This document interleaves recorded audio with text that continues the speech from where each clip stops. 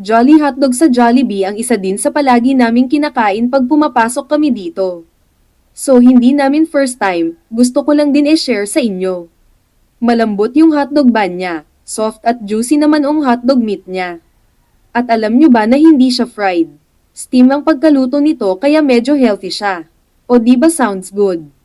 Syempre dagdag mo pa dyan yung dressing, cheese at ketchup sa ibabaw ang lalong nagpasarap. Samahan mo pa ng hot sauce, isa sa pinaka the best na hotdog sandwich dito sa Pilipinas, simple lang pero masarap.